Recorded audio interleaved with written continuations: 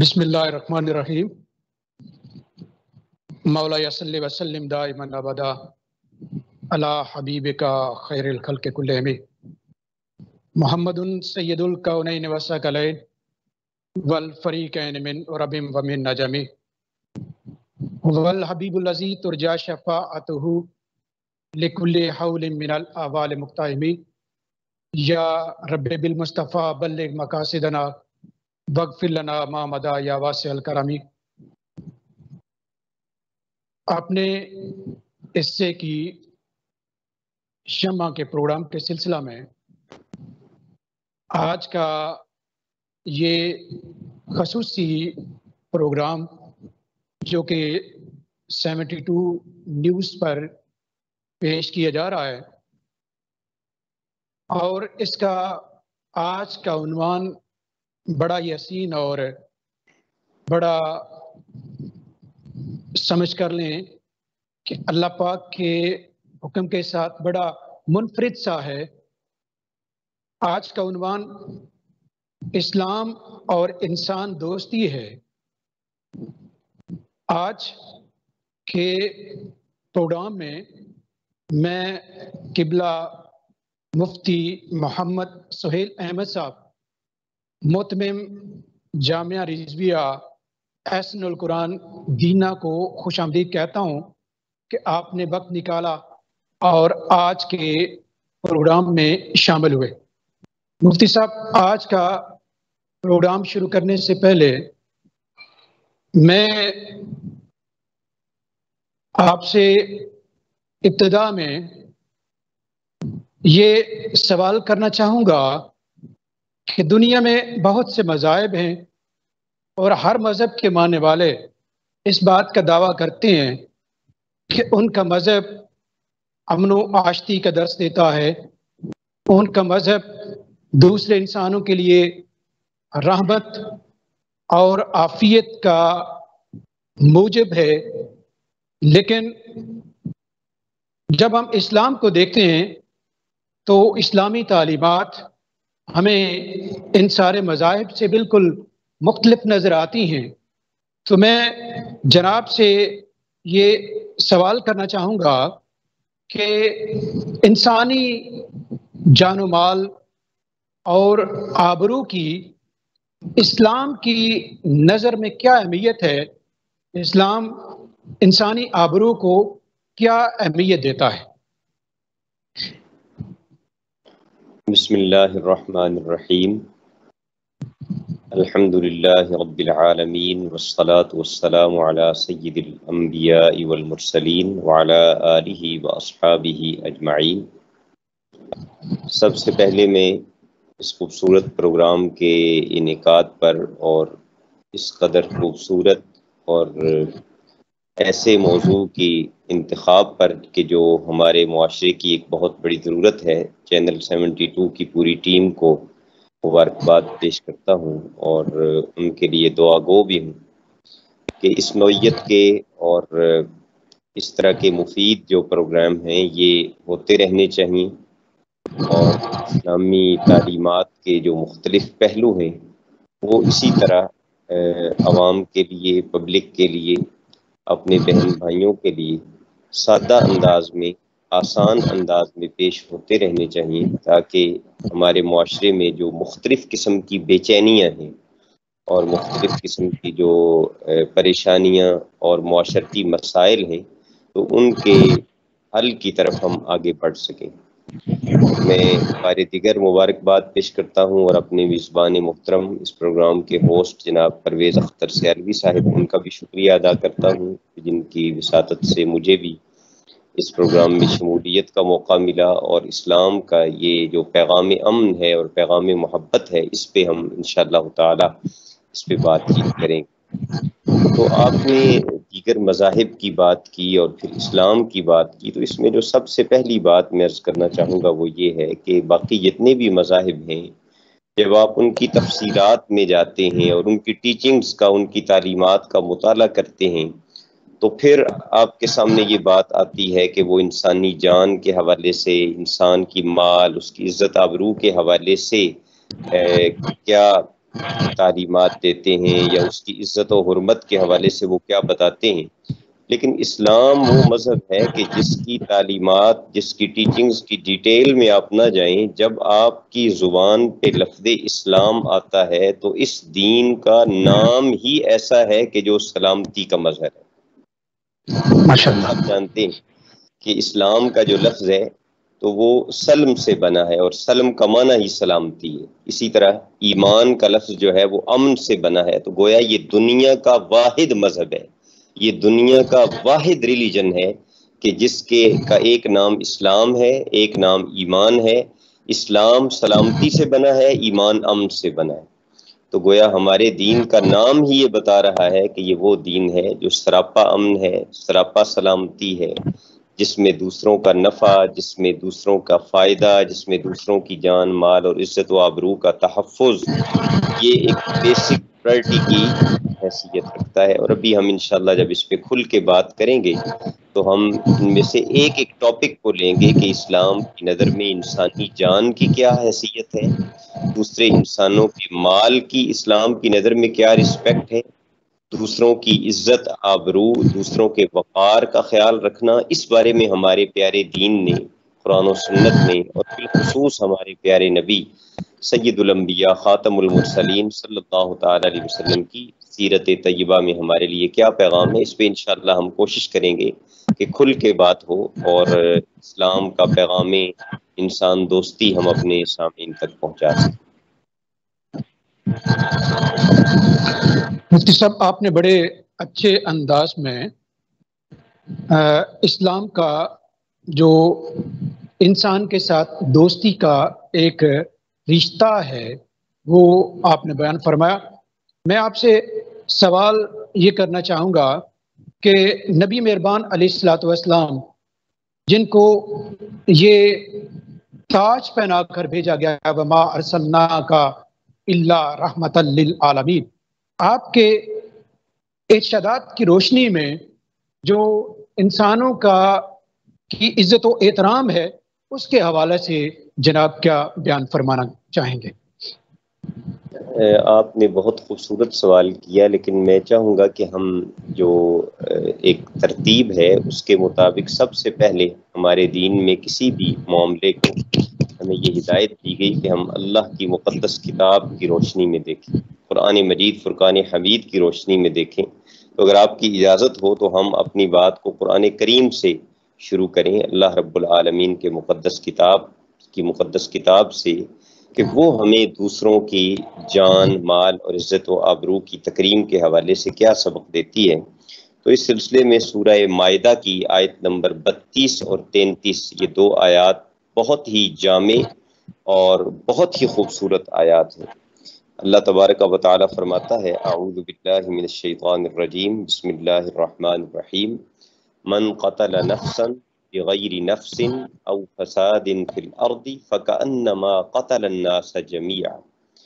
پرویز صاحب، میں چیلنج کرتا ہوں کہ ان آیات مبارکہ میں انسانی جان کی وقت، انسانی جان کی قدر و قیمت کے حوالے سے جو انداز قرآن مقدس نے اختیار کیا ہے، پوری دنیا میں پائے جانے والے مذاہب میں سے کسی مذہب میں بھی انسانی جان کی قدر و قیمت کو واضح کرنے کے لیے یہ پیٹرن اور یہ انداز اختیار نہیں کیا گیا۔ یعنی اس میں اللہ تعالیٰ یہ فرما رہا ہے کہ جس نے کسی دوسری جان کو قتل کیا ہے ناحق، اس نے کوئی جرم نہیں کیا، اس کا کوئی گناہ نہیں ہے، اور کسی نے ناحق اس کو قتل کیا ہے، تو اللہ تعالیٰ فرما رہے ہیں کہ یہ اتنا بڑا گناہ ہے کہ فَكَأَنَّمَا قَتَلَ النَّاسَ جَمِيعًا، اس نے ایک شخص کو قتل نہیں کیا، گویا اس نے پوری انسانیت کے گلے پہ چھری چلا دی، اس نے پوری انسانیت کو مجروح کر دیا ہے، اس نے تمام انسانیت کو گویا تباہ و برباد کر دیا ہے۔ گویا ایک طرف پوری انسانیت ہے، کروڑوں اربوں انسان ہیں اور دنیا کے مال و متاع ہیں، یہ ساری چیزیں ہیں، اور دوسری طرف ایک انسان کی زندگی ہے۔ اللہ تبارک و تعالی فرما رہا ہے کہ جس نے ایک انسان کو ناحق قتل کیا، بلا وجہ اس کی جان لی، اس کے خون سے اپنے ہاتھ رنگے، تو یہ اتنا بڑا مجرم ہے کہ گویا اس نے پوری انسانیت کے قتل کا داغ اپنے دامن پہ لگا لیا۔ اور فرمایا وَمَنْ أَحْيَاهَا فَكَأَنَّمَا أَحْيَا النَّاسَ جَمِيعًا، اور دوسری طرف یہ جو آج ہمارے معاشرے میں بہت سے افراد ہمیں ویلفیئر سوسائٹیز کی شکل میں اور جو فلاح و تنظیمات ہیں ان کی شکل میں کام کرتے دکھائی دیتے ہیں اور لوگوں کی ضروریات کی حفاظت کر رہے ہیں، مساکین اور فقراء کے کام آ رہے ہیں، اور ایسے لوگ جو موذی امراض کا شکار ہو جاتے ہیں ان کے علاج معالجے میں ان کی مدد کر رہے ہیں، تو ان کے متعلق فرمایا کہ جس نے کسی ایک انسانی جان کو بچا لیا، جس نے کسی ایک انسان کی زندگی کو تحفظ فراہم کیا، تو گویا اس نے بھی ساری انسانیت کو زندہ کر دیا اور ساری انسانیت کو ایک نئی زندگی بخشی۔ تو یہ ہے سورۃ المائدہ آیت نمبر 32۔ اسی کی اگر ہم آیت نمبر 33 کی طرف بڑھیں تو وہ بھی بہت خوبصورت اور بڑی جامع آیت ہے۔ قرآن کریم میں مختلف جرائم کی مختلف سزائیں بیان کی گئی ہیں، اور قرآن کریم میں سب سے سخت ترین سزا جس جرم کی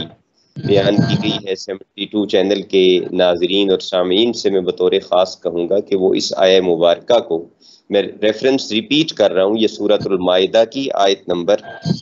32 اور 33 پہ ہو رہی ہے۔ تو 33 نمبر آیت میں اللہ تبارک و تعالی سب سے جو سخت ترین سزا ہے قرآن کریم میں مینشن کی گئی ہے وہ بیان فرما رہا ہے کہ کچھ لوگ ایسے ہیں کہ ان کی سزا یہ کہ ان کے ہاتھ پاؤں مخالف سب اور ان کو قتل کیا جائے اور ان کو سولی پہ چڑھایا جائے۔ اتنی شدید سزا کیوں دی جا رہی ہے؟ ان کا جرم کیا ہے؟ اللہ فرماتا ہے کہ انما جزاء الذین یحاربون اللہ ورسولہ ویسعون فی الارض فسادا، کہ یہ ان لوگوں کی سزا ہے جو ہتھیار لے کر رستوں میں کھڑے ہو جاتے ہیں، راہگیروں اور مسافروں کو لوٹتے ہیں، ان کو قتل کر ڈالتے ہیں، ان کی ناحق جان لے لیتے ہیں، ڈاکہ زنی کرتے ہیں، لوگوں کے گھروں میں گھس کر انہیں مارتے ہیں اور ان کی جان لے لیتے ہیں اور ان کے خون سے اپنے ہاتھ رنگتے ہیں اور بے گناہ لوگوں کی موت اور ہلاکت کا سبب بنتے ہیں۔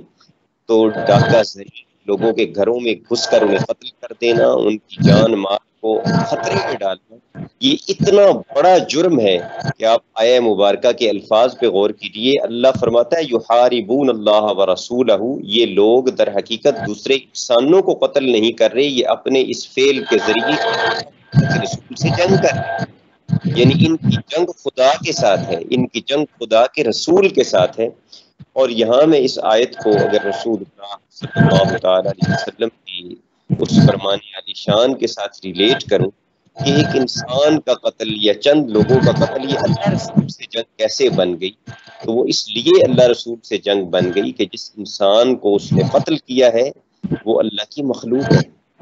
اللہ کا پیدا کیا ہوا ایک شاہکار ہے، اور اللہ تبارک و تعالی کو اپنی مخلوق سے محبت ہے۔ جیسے آپ کسی کی بنائی ہوئی چیز توڑ دیں، کسی کا مکان گرا دیں، کسی کے فرنیچر کو نقصان پہنچا دیں، کسی کی سواری کو آگ لگا دیں، تو جیسے وہ آگ بھولا ہو جائے گا، اللہ تبارک و تعالی فرما رہا ہے کہ یہ میری مخلوق ہے، یہ مجھے بڑی پیاری ہے، بڑی عزیز ہے،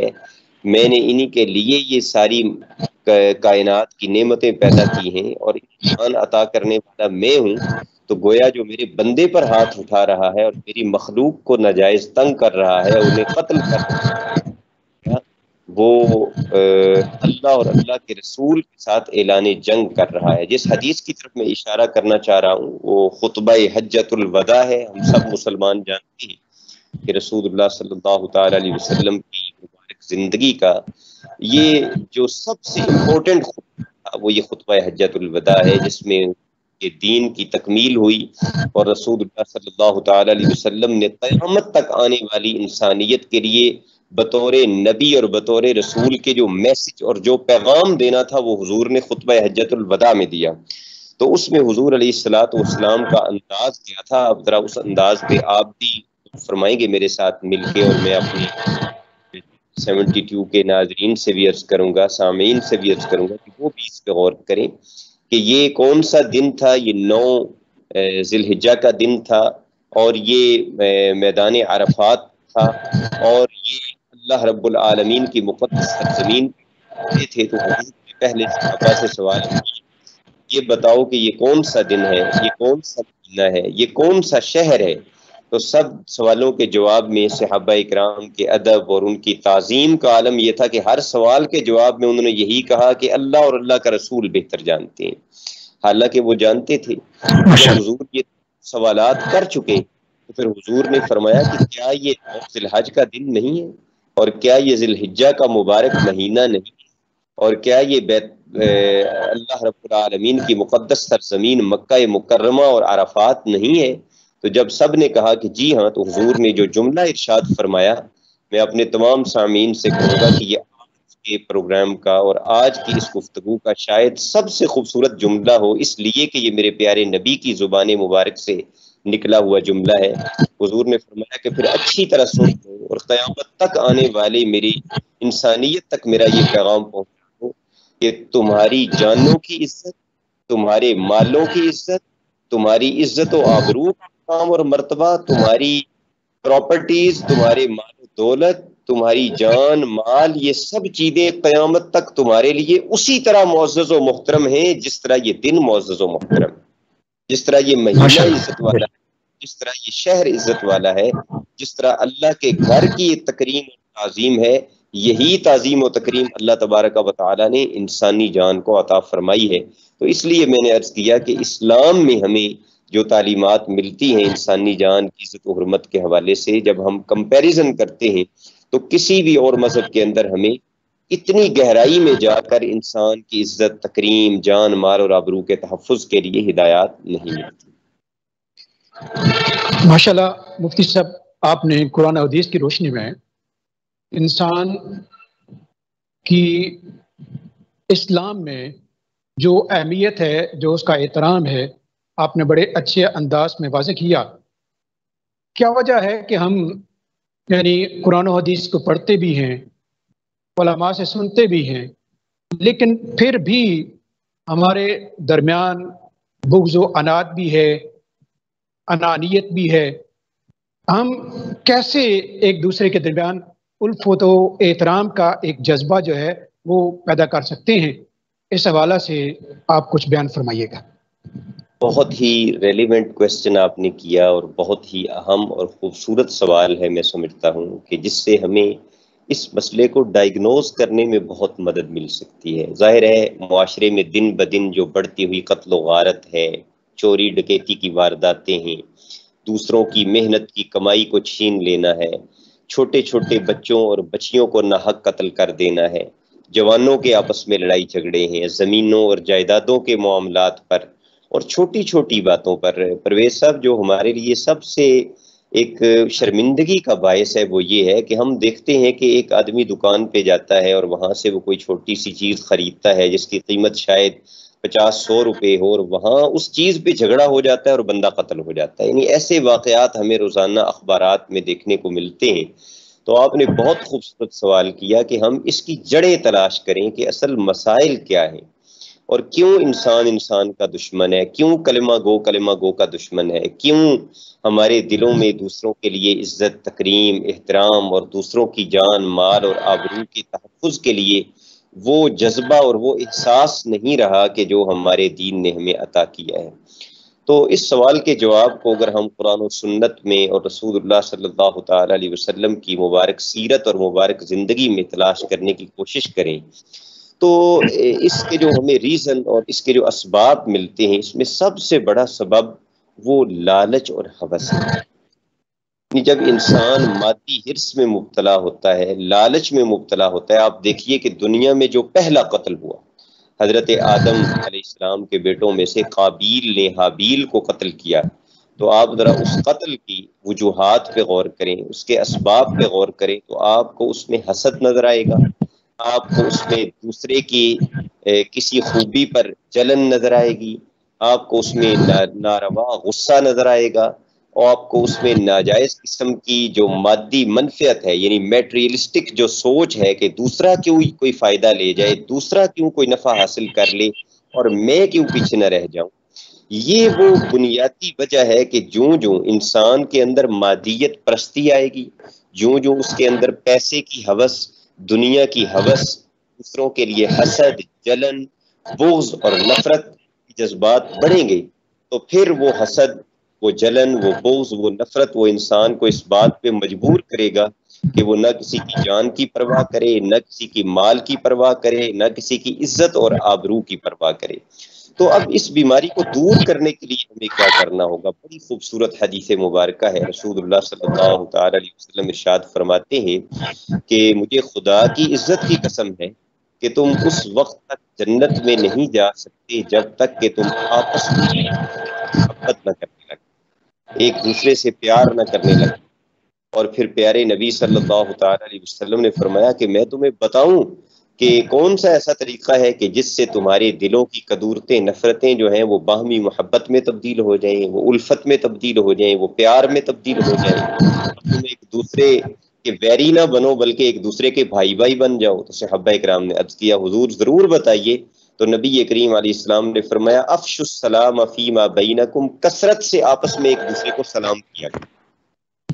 یعنی جب بھی ملاقات ہو السلام علیکم ورحمۃ ماشاء اللہ اللہ، کہو، ایک دوسرے کو سلامتی کی دعا دو۔ جب تم بار بار ایک دوسرے کو سلام کہو گے تو یہ، اور ایک دوسرے کو سلامتی کی دعا دو گے تو اس کی وہ روحانی برکات ہیں کہ جو تمہارے دل کو یہ سمجھائیں گے کہ جس کو میں نے تھوڑی دیر پہلے سلامتی کی دعائیں دی ہیں، اب میں اس کو گولی ماروں، اب میں اسے دھکا دوں، اب میں اسے اذیت پہنچاؤں، اب میں اسے تکلیف دوں، یہ میرا دین، میرا ایمان مجھے گوارا نہیں، یہ اجازت نہیں دیتا۔ تو ایک تو یہ وجہ حضور نے بتائی، ایک یہ علاج کا طریقہ بتایا۔ دوسرا حضور نے فرمایا تحادو تحابو، آپس میں ایک دوسرے کو گفٹ دیا کرو، ایک دوسرے کو تحفے دیا کرو، اس کی برکت یہ ہوگی کہ اللہ تمہارے دلوں میں محبت پیدا فرمائے گا۔ اور یہاں میں یہ بات عرض کرنا ماشاء چاہتا اللہ، ہوں کہ یہاں گفٹ اور تحفہ دینے کا کوئی یہ مطلب نہیں ہے کہ آپ کوئی 10,000 روپے کی چیز یا 20,000 یا 50,000 کی چیز ہی دیں گے تو یہ تحفے والا حق ادا ہوگا۔ آپ کسی کو ایک گلاس شربت کا پلا دیتے ہیں، آپ اپنے ہمسائے کو ایک چھوٹے سے برتن میں ایک وقت کا کے کھانے کے لیے تھوڑا سا سالن بھجوا دیتے ہیں، آپ اس کو تھوڑا فروٹ کھلا دیتے ہیں، آپ اس کے کسی بچے 50-100 روپیہ پکڑا دیتے ہیں، آپ اس کے گھر کا مہینے کا بل دے دیتے ہیں۔ تو یہ ساری وہ چیزیں ہیں کہ جو باہمی الفت، محبت پیدا کرتی ہیں، دلوں میں ایک دوسرے کا احترام پیدا ہوتا ہے۔ اور تیسری چیز جو میں اس حوالے سے عرض کروں گا وہ یہ ہے کہ ہمیں جذبہ ایثار کو پروان چڑھانے کی ضرورت ہے، اور رسول اللہ صلی اللہ تعالی علیہ وسلم کی سیرت کے وہ واقعات اس طرح کے پروگراموں میں لوگوں کے سامنے بیان کریں۔ اور میں یہاں جو علماء کرام میں سے اگر کوئی میری بات سن رہا ہے یا ہماری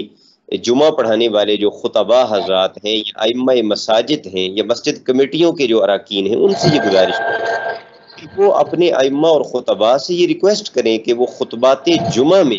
جو نبی کریم صلی اللہ تعالی علیہ وسلم نے جذبہ ایثار پیدا کیا اپنے صحابہ کرام میں، یعنی پرویز صاحب آپ اس حدیث پاک پہ اور اس واقعے پہ غور کیجیے، اور میں اپنے سامعین سے بھی گزارش کروں گا کہ کہاں اس امت کا یہ حال کہ یہ ایک دوسرے کے خون سے ہاتھ رنگ رہی ہے، اور کہاں ہمارے دین کی تعلیمات کے ایک جنگ کے موقع پہ جب بہت سے صحابہ زخمی ہو جاتے ہیں اور ایک پانی پلانے والا آتا ہے جس کے ایک ہاتھ میں مشکیزہ اور دوسرے ہاتھ میں پیالہ ہے، اور وہ پیالے میں پانی ڈال کر ایک زخمی صحابی کے منہ کے ساتھ لگاتا ہے اور وہ گھونٹ بھرنے لگتے ہیں، تو دوسرے کی آواز آتی ہے کہ میں پیاسا ہوں، کوئی پانی پلا دو، تو منہ سے لگا ہوا پیالہ اتار کے وہ صحابی کہتے ہیں کہ پہلے اسے پلاؤ تو بعد میں پینا۔ اور پھر اسی طرح تیسرے کی آواز آتی ہے، چوتھے کی آواز آتی ہے، تو وہ پیالہ گھومتا رہتا ہے اور وہ چاروں کے چاروں صحابی جو ہیں وہ جام شہادت نوش کر جاتے ہیں۔ تو ہمیں ایک تو سلام کی کثرت، ایک دوسرے کو تحائف کا تبادلہ، اور تیسرا جو دلوں میں بغض اور نفرت پل رہی ہے اس کو ایثار کے جذبے کے ذریعے دوسروں کے لیے احساس پیدا کر کے کہ ہمارے پیارے نبی صلی اللہ تعالی علیہ وسلم نے تو ایمان کا کرائٹیریا ہی اس چیز کو بنایا، تو فرمایا لا یؤمن احدکم حتی یحب لاخیہ ما یحب لنفسہ، تم میں سے کوئی اس وقت تک کامل مومن ہو بھی نہیں سکتا جب تک کہ وہ اپنے بھائی کے لیے بھی وہی پسند نہ کرے جو وہ اپنے لیے پسند کرتا ہے۔ تو اب اس حدیث پہ اگر ہم غور کریں تو ہمیں پتہ چلے گا کہ ہم یہ پسند نہیں کرتے کہ کوئی ہمارے اوپر حملہ آور ہو، ہم یہ پسند نہیں کرتے کہ کوئی ہمیں گالی دے، کوئی ہماری جان مال کے لیے خطرہ بنے، عزت و آبرو کے لیے خطرہ بنے۔ تو جو ہم اپنے لیے پسند نہیں کرتے، جب تک یہ ساری چیزیں ہم دوسروں کے لیے بھی ناپسند نہیں کریں گے، اس وقت تک ہمارا ایمان کامل نہیں ہو سکتا۔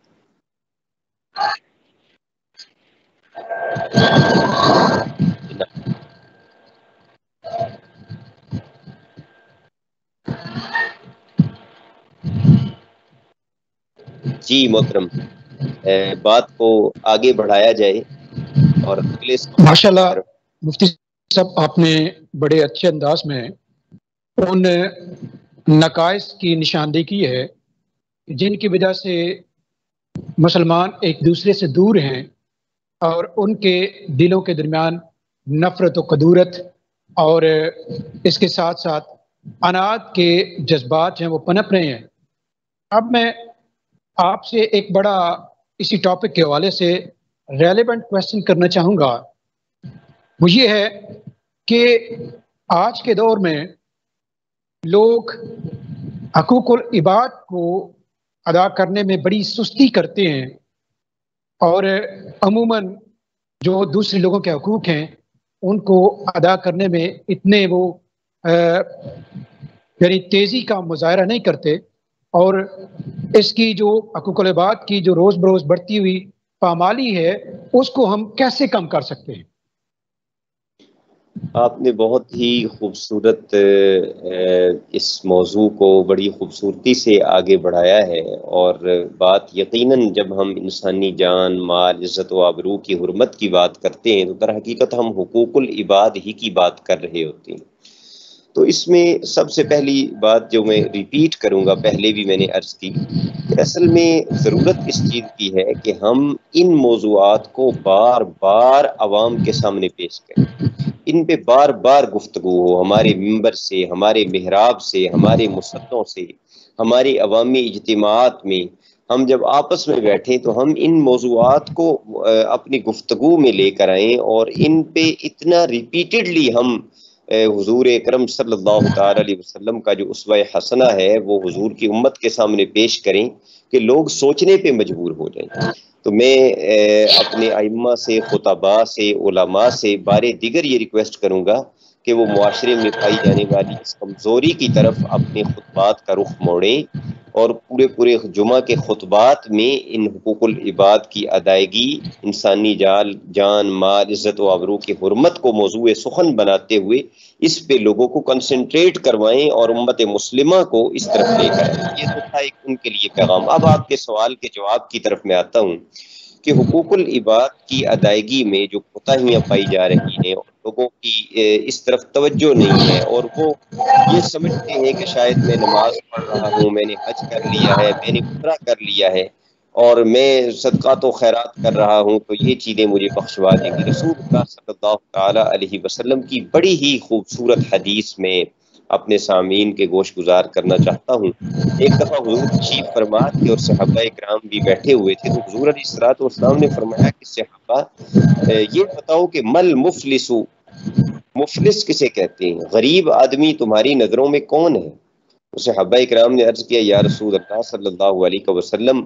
مفلس ہمارے خیال میں تو وہی ہے کہ جس کے پاس درہم و دینار نہ ہو، روپے پیسے نہ ہوں، اس کے پاس کھانے پینے کو کچھ نہ ہو، دنیا میں نہ ہو۔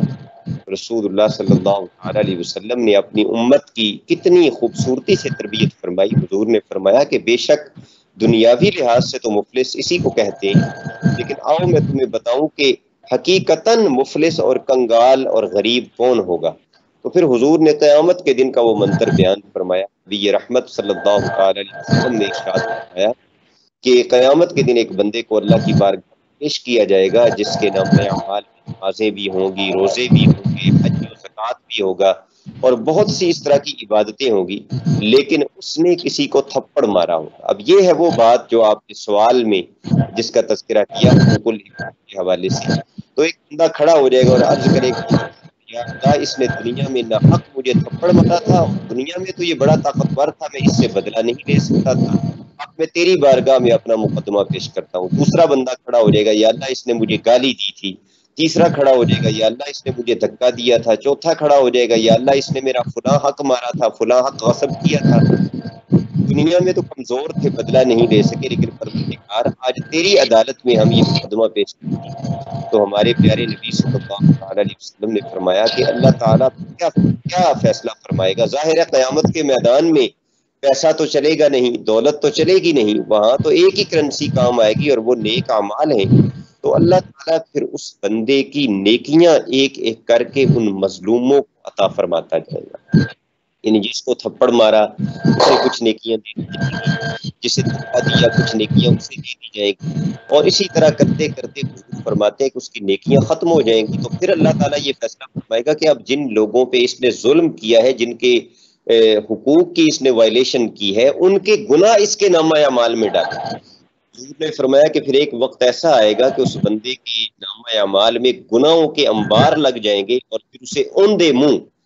جہنم میں گرا دیا جائے گا. یہ سارا منظر بیان فرما کے ہمارے پیارے نبی صلی اللہ علیہ وسلم نے بتایا کہ یہ ہے اصل میں بد نصیب اور بدبخت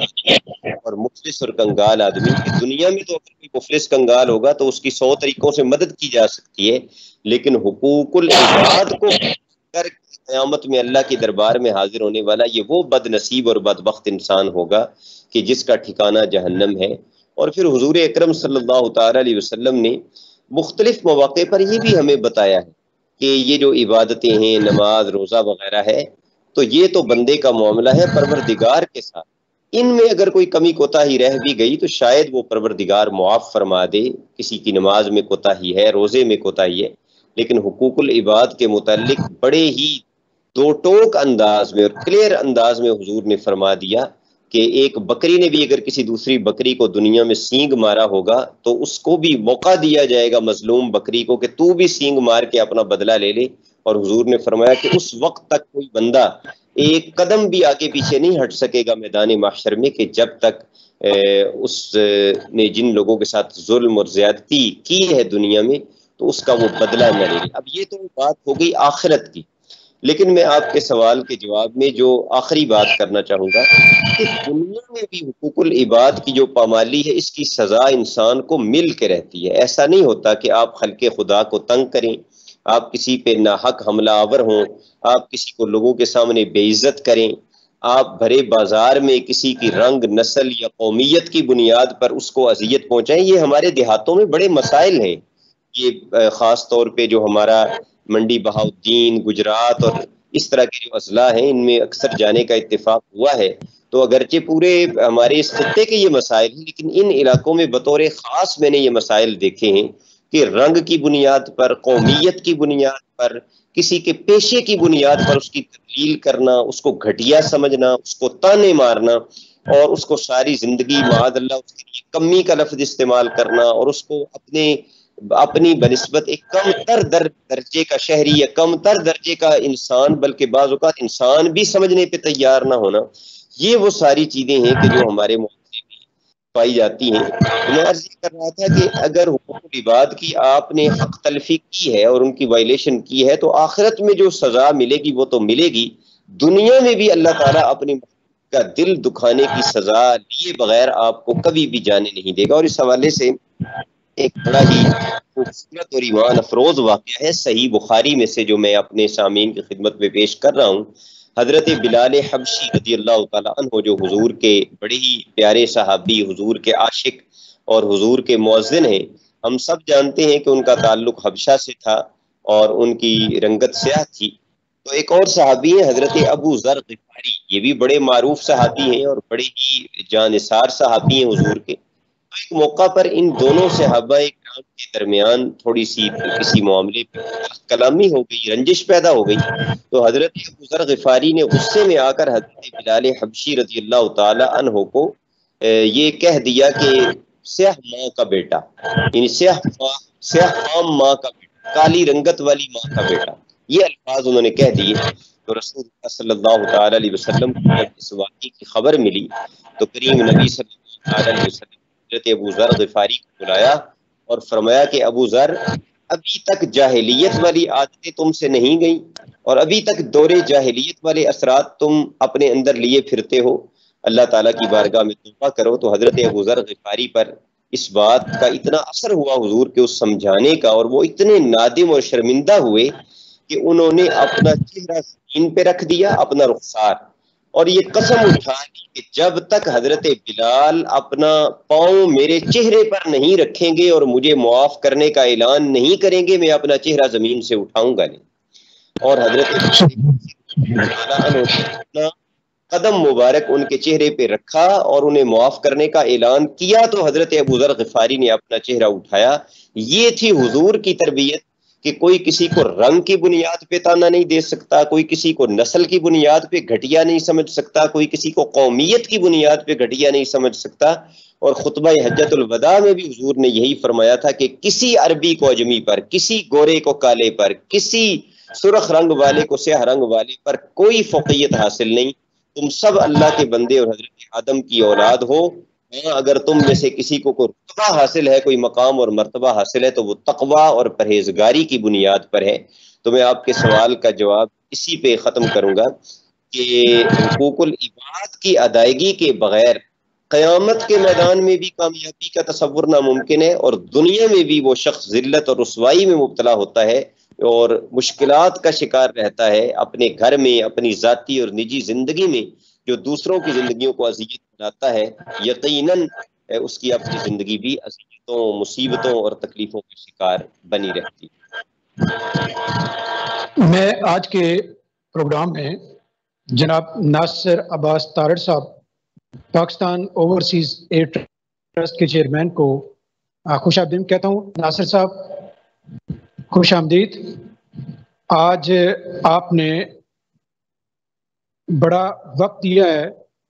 آج کا عنوان جو بڑا خصوصی عنوان ہے، بڑا خصوصی موضوع ہے، اسلام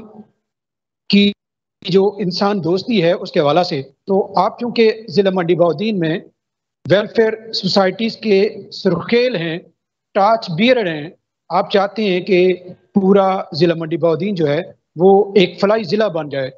تو میں آپ سے سوال یہ کرنا چاہتا ہوں کہ ویلفیئر سوسائٹیز کو انسان دوستی کے حوالہ سے آپ کیا پیغام دینا چاہیں گے کہ ویلفیئر سوسائٹیز انسان دوستی کا پیغام کیسے ایک بندے سے دوسرے بندے تک پہنچا سکتے ہیں؟ پرویز اختر سیالوی صاحب، آپ کی جس طرح سوال تھے ان کو میں اپریشیٹ کرتا ہوں، اور مفتی سہیل احمد سیالوی صاحب نے جس طرح بہترین انداز میں قرآن حدیث کی روشنی میں آقا دو جہاں سرکار دو عالم صلی اللہ علیہ وآلہ وسلم کے جو ارشادات ہیں جس طرح انہوں نے بیان کیا، میں سمجھتا ہوں کہ میری گنجائش تو اس میں کم ہے۔ ویلفیئر سوسائٹی انسان دوستی کا دوسرا نام ہے۔ اس کو اگر مختصر کریں تو ویلفیئر انسان دوستی کا دوسرا نام ہے۔ جہاں تک ویلفیئر سوسائٹی کا رول ہے اس معاشرے میں، تو جو صورتحال ہے، تمام تر وسائل ہونے کے باوجود جو انا، ضد ہے اور بے صبری ہے، عدم برداشت ہے، تو اس ویلفیئر سوسائٹیوں کی مضبوطی کے بغیر، ویلفیئر سوسائٹی کے ممبران کے اوپر انتہائی آپ کہہ لیں کہ اتنا سخت ان کا اپنا ایک سخت امتحان ہے کہ وہ اس کے اوپر کتنا پورا اترتے ہیں۔ لیکن میں سمجھتا ہوں کہ جس طرح منڈی بہاؤالدین میں لوگوں کی دلچسپی ہر آنے والے دن میں نئی سوسائٹیز کا بننا، اوورسیز کا ان کو سپورٹ کرنا، گاؤں محلہ کی سطح پہ بے لوث اپنا وقت دینا، آپ کی طرح کے جو لوگ ہیں، انشاءاللہ تعالیٰ دیکھیں جو اصل میں انسانیت کی جو ذہن سازی کا جو عمل ہے یہ انتہائی مشکل کام ہے۔ اور پھر انسان جو ہے، انسان اب دیکھیں اللہ تعالیٰ نے اب بکری کا بچہ اور کسی بھی جانور کا بچہ جو ہے تو وہ تو اب دیکھیں چند منٹ اور گھنٹے کے بعد وہ چلنا شروع ہو جاتا ہے، تو انسان تو سال لگا دیتا ہے چلنے میں۔ اور پھر اگر ہم پیچھے جائیں تو 40 سال بعد ہمارے رسول پاک صلی اللہ علیہ وآلہ وسلم کی نبوت کا دعویٰ کے پیچھے بھی ایک جو عرصہ تھا وہ یہ تھا کہ اس میں ایک آپ کو بہت عرصہ چاہیے ہوتا ہے لوگوں کے ساتھ۔ لوگوں کو جب ٹرسٹ ہوگا ویلفیئر سوسائٹیز کا رول جس طرح یہ ادا کر رہی ہیں، جتنی یہ مضبوط ہوں گی، جس طرح مفتی صاحب نے کہا کہ ان کو مساجد کی سطح پہ ہم کو لے جانا ہوگا، غمی اور خوشی کے مواقع کے اوپر انتہائی بیلنس، مناسب ٹو دا پوائنٹ گفتگو جس سے لوگوں کی ذہن سازی ہو سکے، یہ کام نہیں ہو رہا ہے۔ کہیں نہ کہیں بلکہ آپ 90% پلس 90% جو ہے وہ ہم شو آف کا شکار ہیں. جس گفتگو کی ضرورت ہوتی ہے وہ گفتگو ہی نہیں ہوتی. لوگ سنتے ہیں، لوگوں کو ایک حدیث کی روشنی میں اچھے طریقے سے ان سے گفتگو کی جائے تو اس کے اوپر وہ عمل کرنے کی بھی کوشش کرتے ہیں. ہمارے علماء حضرات جو ہیں وہ تو ایک دوسرے کو، آپ کو پتہ ہی ہے کہ جس طرح میری مساجد، میرا محلہ، میرا گھر، میری گاڑی، میں سے ہم جب تک نہیں نکلیں گے، علماء حضرات کا اور مساجد گاؤں کی سطح پر جو علماء حضرات ہیں ان کا انتہائی اہم رول ہے. اور انشاءاللہ تعالی نیکسٹ فیز میں آپ کی طرح مفتی صاحب جیسے لوگ، ہم ایک پاکستان پبلک ٹرسٹ کی طرف سے بہترین مؤذن جو ہے وہ انشاءاللہ تعالی ہم ضلع کو دیں گے. اس میں کمپٹیشن آنے والے وقت میں ہم کروا رہے ہیں، اور بہترین مسجد میں ماحول ہو، اچھی قرت کے ساتھ نماز جو ہے وہ ہو، اور ہمیں منڈی بہلدین میں علماء حضرات کو اچھی سیلری کے ساتھ اور اچھی رسپیکٹ کے ساتھ اس سطح پہ لے کے آنا ہوگا کہ گاؤں کی سطح پہ لوگ خود دلچسپی لیں. جب تک یہ کام بیسک ہے، ہم ان کو نہیں کریں گے تو وہ بڑی تبدیلی جو ہے وہ ہمیں نظر نہیں آئے گی. دیکھیں، انسان جو ہے دنیا میں ایک واحد دروازہ ہے جو اندر سے کھلتا ہے، وہ دل ہے. تو جب تک انسان اندر سے اپنے آپ کو ٹھیک نہیں کرتا، یہ جو لیفٹ رائٹ کے دو اس کے دماغ ہیں، یہ بھی اللہ تعالیٰ نے ان کو متضاد بنایا ہوا ہے. ایک جو ہے وہ دوسرے کو رائے دیتا ہے، سائنس آپ کو پروف کر رہی ہے. تو یہ ویلفیئر ہی ایسا نام ہے جو اس سوسائٹی میں بہتری لے کے آئے گی انشاءاللہ تعالیٰ. دیکھیں پرویز صاحب اور جتنے بھی ہمارے ویلفیئر کے ممبران ہیں، اوورسیز ہیں، علماء حضرات ہیں، اللہ تعالیٰ نے ہمارے ذمہ کوشش رکھی ہے. ہمیں کوشش کرنی چاہیے. اور حدیث قدسی میں یہ بھی ہے کہ آپ اگر قیامت کے آثار آپ کو نظر آ رہے ہوں اور پہاڑ جو ہیں وہ ٹوٹ رہے ہوں تو پھر بھی آپ درخت جو ہے وہ لگائیں، آپ نے مایوس نہیں ہونا. تو ہمیں تو منڈی بہلدین نے بہت اچھا رسپونڈ کیا ہے، اور منڈی بہلدین کے جو لوگ ہیں یہ عام لوگ نہیں ہیں. میں ہمیشہ سے کہتا ہوں کہ منڈی بہلدین کے منفرد لوگ ہیں، اور یہ جب یہ کچھ فیصلہ کر لیتے ہیں تو خواہ یورپ جانے کا ہو، بیوروکریسی میں تعاپ کرنے کا ہو، یا ان کا سیاست میں جانے کا ہو، گھر بڑے بنانے کا ہو، دیکھیں کسی بھی حوالے سے منڈی بہلدین کے لوگ بہت رسکی ہیں. یہ اچھے انداز میں کام کرتے ہیں. صرف اور صرف یہ ہے کہ ہمیں ایسا ماحول پیدا کرنا ہوگا. ماحول جو ہے اس کے اثرات جو ہیں وہ بڑے واضح جو ہیں وہ نظر آ رہے ہیں گاؤں کی سطح پہ. انشاءاللہ تعالی یہ ضلع اور تحصیل کی باڈی کے مکمل ہونے کے بعد ہم ملک کے نامور، اپنے ہمارے نامور جو ہیں منڈی بہلدین کے، ان کے ہم کانفرنس اور ان کے سیشن کریں گے جو ریگولر بیسس پہ ماہانہ اور سہمائی کے طور پہ. اور یہ ایک مسلسل محنت والا کام ہے. اسی وجہ سے ہی تو باڈی کی بھی ضرورت ہے کہ ایک مسلسل ہم لوگوں کی، ہمیں سب سے بڑا چیلنج جو ہے یہ ذہن سازی کا ہے. اور ذہن سازی جو ہے جب انسان خود سے فیصلہ کر لیتا ہے کہ میں نے جو ہے وہ قیامت کے دن میں اچھائی اور برائی جو ہے میں کر رہا ہوں میں اس کا جواب دے ہوں، تو پھر وہ خود سے جب فیصلہ کرتا ہے تو بہت سے مسائل جو ہیں وہ حل ہو جاتے ہیں. میں ایک بار پھر مفتی صاحب کو اپریشیٹ کرتا ہوں کہ انہوں نے بڑے خوبصورت انداز میں ان تمام باتوں کی وضاحت کی. آپ نے پروگرام کو بڑے بہترین طریقے سے چلایا، اور اسد جعفری صاحب ہمیشہ منڈی بہلدین سے جس طرح محبت کر رہے ہیں، اللہ تعالیٰ اسی طرح ہی تمام منڈی بہلدین کے 15 لاکھ سے زائد لوگوں کے دلوں میں یہ ڈال دے اور یہ ضلع پاکستان کی تبدیلی کا ذریعہ بنے. اللہ تعالیٰ سے ہم سب کو دعا کرنے چاہیے، اور انشاءاللہ تعالیٰ میں پر امید ہے. ماشاءاللہ ناصر عباس تارڑ صاحب، آپ نے بڑے اچھے انداز میں ویلفیئر سوسائٹی جو انسان دوستی کے حوالہ سے یا حقوق العباد کی ادائیگی کے حوالہ سے اپنا کردار ادا کر رہی ہیں وہ بیان فرمایا ہے. آپ نے جو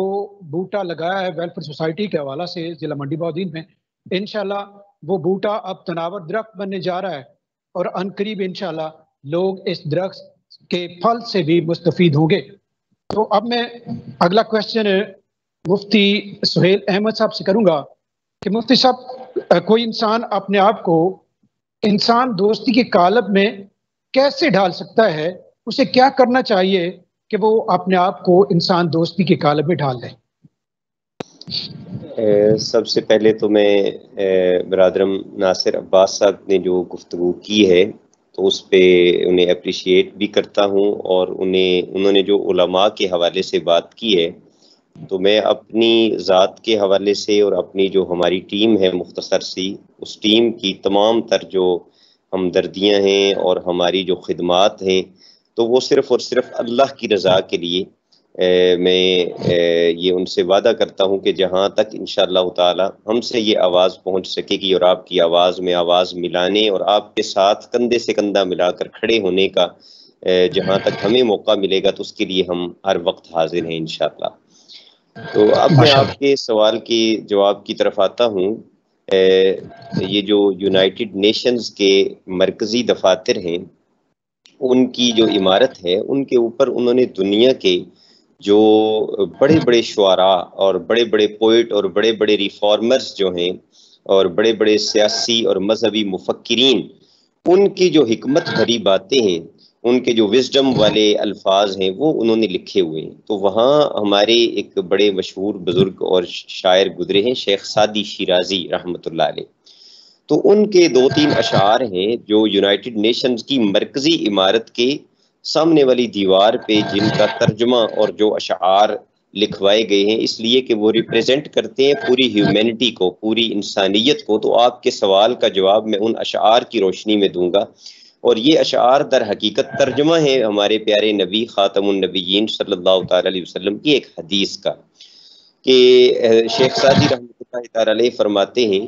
کہ اے انسان، اگر تجھے کسی کا دکھ درد محسوس نہیں ہوتا، اگر تجھے دوسرے انسان کی تکلیف محسوس نہیں ہوتی، کسی کو تڑپتے ہوئے دیکھ کر اگر تیرا دل نہیں تڑپتا،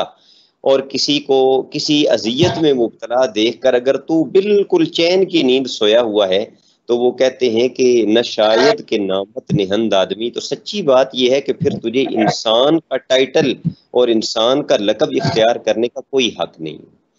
اس لیے کہ وہ کہتے ہیں کہ انسان کا لفظ جو ہے یہ انس سے بنا ہے، اور انس کا معنی ہی محبت ہے، انس کا معنی ہی پیار ہے۔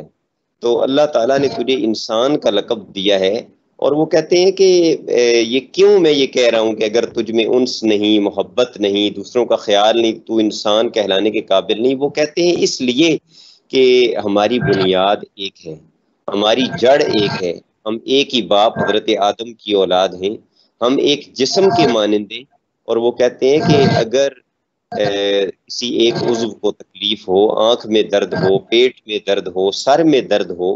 تو یہ کیسے ممکن ہے کہ باقی جسم کہے کہ بھئی تکلیف تو سر میں ہے یا آنکھ میں ہے، تو مجھے کیا پڑی ہے کہ میں ساری رات جاگوں، میں تو سو جاتا ہوں۔ لیکن شیخ سعدی فرماتے ہیں کہ آنکھ میں تکلیف ہو تو پورا جسم جاگتا رہتا ہے، پیٹ میں معمولی بے چینی ہو تو سارا جسم جاگتا رہتا ہے۔ تو جس طرح ایک جسم کے عضو کو تکلیف ہو تو سارا جسم بے قرار ہو جاتا ہے، ہم انسان بھی ایک باپ کی اولاد ہیں، ایک ماں کی اولاد ہیں، ایک رب کے بندے اور اس کی مخلوق ہیں۔ جب تک دوسرے کی اذیت سے ہمیں تکلیف نہیں پہنچتی اور دوسرے کی تکلیف کا احساس ہمیں اپنے دل میں اسی طرح محسوس نہیں ہوتا جس طرح اپنی تکلیف کا احساس ہوتا ہے، تو اس وقت تک ہم انسانیت کے اعلیٰ درجے پر فائز ہونے کا تصور نہیں کر سکتے۔ اس سلسلے میں جو میں اگلی بات کرنا چاہوں گا وہ یہ ہے، جو آپ نے یہ پوچھا کہ یہ احساس کیسے پیدا کیا جائے، تو اس احساس کو پیدا کرنے کے لیے رسول اللہ صلی اللہ تعالی علیہ وسلم کا جو اسوہ حسنہ ہے اور آپ کی سیرت کے جو خوبصورت واقعات ہیں وہ پڑھے جائیں، وہ سنے جائیں، وہ سنائے جائیں، کہ ہمارے پیارے نبی صلی اللہ تعالی علیہ وسلم سفر پہ جا رہے ہیں اور رستے میں ایک جگہ پہ پڑاؤ ہوتا ہے، اور صحابہ کرام سالن پکانے کے لیے آگ جلانا چاہتے ہیں، کھانا تیار کرنے کے لیے، تو ان کی توجہ نہیں ہوتی کہ وہ جہاں آگ جلا رہے ہیں وہاں نیچے چیونٹیوں کا بل ہے، جہاں چیونٹیاں سوراخ میں آ جا رہی ہیں، تو جو ہی وہ آگ لگانے لگتے ہیں اور ہمارے پیارے نبی کی وہاں نگاہ پڑتی ہے تو ہمارے پیارے نبی خاتم النبیین صلی اللہ تعالی علیہ وسلم فرماتے ہیں کہ جلدی یہاں سے لکڑیاں ہٹا لو اور کسی اور جگہ پہ آگ جلا لو، اس جگہ پہ آگ نہ جلانا، اس لیے کہ نیچے چیونٹیوں کا بل ہے، ان کا سوراخ ہے، اور چیونٹیاں بھی تو اسی رب کی مخلوق ہے نا جس رب کی ہم مخلوق۔ یعنی آپ دیکھیے کہ انسان تو انسان، ایک چیونٹی کے لیے ہمارے نبی کے دل میں کتنا پیار ہے، کتنی شفقت ہے، کتنی رحمت۔ ایک صحابی ہے حضرت عبداللہ بن مسعود، تو وہ اپنا واقعہ بیان کرتے ہیں کہ ایک دفعہ میں حضور کے ساتھ سفر میں تھا تو ایک درخت کے اوپر ایک گھونسلہ مجھے نظر آیا، تو میں اس درخت کے اوپر چڑھ گیا اور میں نے جا کر دیکھا تو وہاں چڑیا کے 2 چھوٹے چھوٹے بچے تھے جو اڑ نہیں سکتے تھے، اور چڑیا ان کے لیے کوئی دانہ دنکا لینے گئی ہوئی تھی، تو میں نے وہ وہاں سے بچے اٹھائے اور اپنی چادر کے نیچے ان کو چھپا لیا بغل میں، اور تھوڑی دیر کے بعد جب وہ چڑیا آئی تو وہ جب اپنے گھونسلے میں داخل ہوئی دیکھا کہ بچے نہیں ہیں، تو ادھر ادھر وہ اڑنے لگ پڑی اور تلاش کرنے لگ پڑی، اور قریب ہی جب اسے ہمارا پڑاؤ نظر آیا اور پھر میں چادر لیے ہوئے نظر آیا تو وہ آئی اور میرے سر کے اوپر اسے چکر کاٹنے شروع کر دیے۔ تو یہ منظر دیکھ کے پیارے نبی صلی اللہ تعالی علیہ وسلم نے فرمایا کہ کون ہے جس نے اس کے بچے اٹھا کر اس بیچاری کے ننھے سے دل کو تکلیف پہنچائی ہے؟ تو میں نے عرض کیا یا رسول اللہ میں نے اٹھائی ہے۔ حضور نے فرمایا کہ جن ہاتھوں سے اٹھائے ہیں انہی ہاتھوں سے واپس اس کے گھونسلے میں رکھ کے آؤ اور اس کے دل کو تکلیف نہ دو، یہ بھی ایک ماں ہے، اس کے سینے میں بھی دل ہے اور اس کے دل میں بھی درد ہے۔ تو یہ واقعات اپنے بچوں کو سنائے جائیں، ان واقعات کو سن کے وہ پروان چڑھیں۔ اسکول ٹیچر حضرات، معاشرے کے ذمہ دار حضرات، صرف علماء ہی نہیں بلکہ ہر وہ باشعور آدمی جو اپنے گھر کا سربراہ ہے، صوبے کا سربراہ ہے، جس کی ایک گاؤں میں گلی محلے میں بات سنی جاتی ہے، تو اس طرح کی باتیں ہم اتنی کثرت کے ساتھ اپنی نئی نسل کو، اپنے نوجوانوں کو، اپنے بچوں کو، اپنے بچیوں کو پہنچائیں اور ان تک اسلام کا یہ پیغام پہنچائیں کہ ہمارے دین میں تو پتھر کے بھی حقوق ہیں، ہمارے دین میں تو سبزے کے بھی حقوق ہیں، کہ میدان جنگ میں بھیجتے ہوئے اپنے صحابہ کو حضور جو تلقین فرماتے تھے تو شاید بہت سے لوگوں کے لیے یہ بات باعث حیرت ہو کہ حضور یہاں تک فرماتے تھے کہ کسی پھلدار درخت کو آگ نہ لگانا، کسی پھلدار درخت کو ضائع نہ کرنا، کسی بلڈنگ کو خواہ مخواہ نہ گرانا،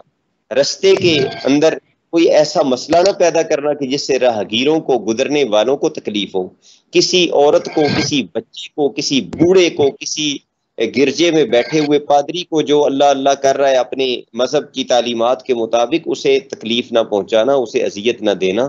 تو ہم یہ میسج پہنچائیں اور بار بار پہنچائیں اپنے لوگوں تک کہ جس دین میں چیونٹی کا حق ہے، جس دین میں چڑیا کے دل کو تکلیف پہنچانا گوارا نہیں، جس دین میں اونٹ روتا ہوا آتا ہے تو حضور اس کے مالک کو بلا کے فرماتے ہیں کہ یہ اب بوڑھا ہو گیا ہے تو تم اسے چارہ کم دیتے ہو، اس سے پر بوجھ زیادہ لاتے ہو، اس نے مجھے شکایت کی ہے، آزاد کر دو۔ تو جب جانوروں کے یہ حقوق ہیں تو پھر آپ غور کیجیے اور ہم سب مل کے غور کریں کہ پھر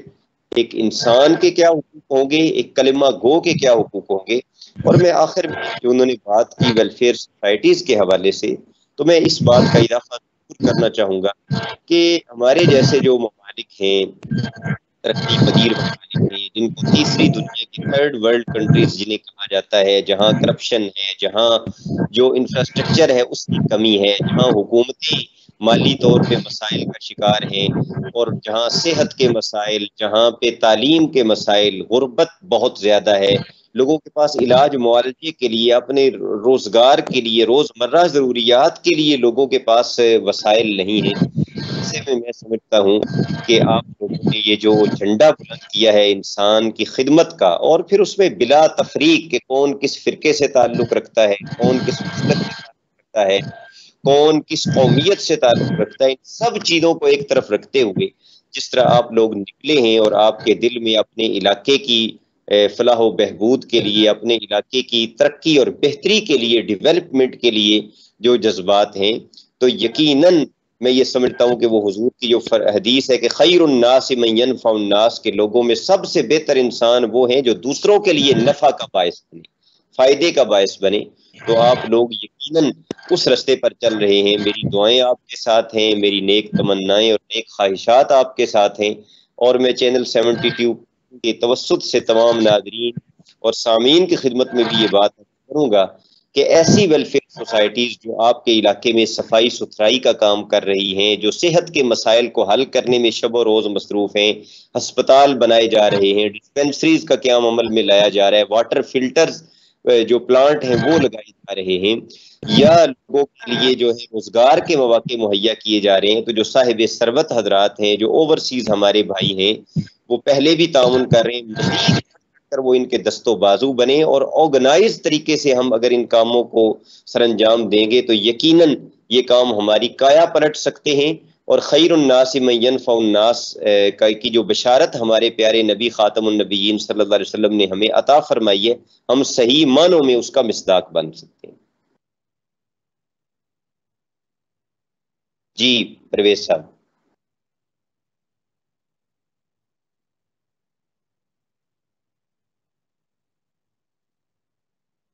شاید پرویز صاحب کے ساتھ رابطے میں مسائل پیدا ہو رہے ہیں۔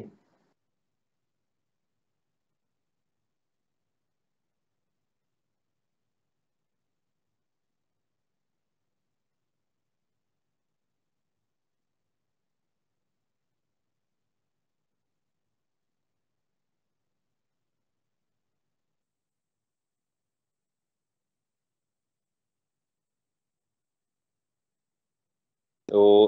ناظرین کرام، اسی پر ہم آج کے اس خوبصورت پروگرام کا اختتام کرتے ہیں۔ ہمارا میسج یہی ہے کہ جہاں بھی رہیں دوسروں کے لیے خوشیاں بانٹنے والے بنیں، دوسروں کو راحتیں پہنچانے والے بنیں۔ اگر اپنی زندگی میں خوشیاں چاہتے ہیں، اپنی اولاد کے لیے خوشیاں چاہتے ہیں، ایک سکون بھری زندگی چاہتے ہیں، تو یقین کیجیے کہ یہ اس وقت تک نصیب نہیں ہوگی جب تک آپ دوسروں کے رستے میں کانٹے بچھاتے رہیں گے، دوسروں کے رستے میں آپ گڑھے کھودتے رہیں گے، تو پھر خود بھی مصیبتوں تکالیف کا شکار رہیں گے۔ اللہ تعالی ہم سب کو دوسروں کے لیے خیر و برکت کا باعث بنائے۔ اللہم صلی علی سیدنا محمد وعلی آل سیدنا محمد وبارک وسلم یا رب العالمین۔ ہمارے مسلمان بھائیوں کے دلوں میں ایک دوسرے کی محبت و الفت پیدا فرما، ہمیں ایک دوسرے کے لیے خیر کا باعث بنا، ایک دوسرے کی زندگیوں کو خوشیوں سے لبریز کرنے کی توفیق عطا فرما۔ 72 چینل کو یا اللہ نیکیوں کے پھیلانے کا ذریعہ بنا، ہمارے ان بھائیوں کی مدد فرما جو ویلفیئر کا کام کر رہے ہیں، جو لوگوں کی ضروریات کی کفالت کرنے میں دن رات مشغول ہیں۔ یا رب العالمین، تو ان لوگوں کی مدد فرما، ان لوگوں کے نیک کاموں میں اپنی توفیق شامل حال فرما، اور ہم سب کو ان کا دست و بازو بننے کی توفیق عطا فرما۔ وصلی اللہ تعالی علی حبیبہ سیدنا و مولانا محمد وعلی آلہ واصحابہ اجمعین برحمتک یا ارحم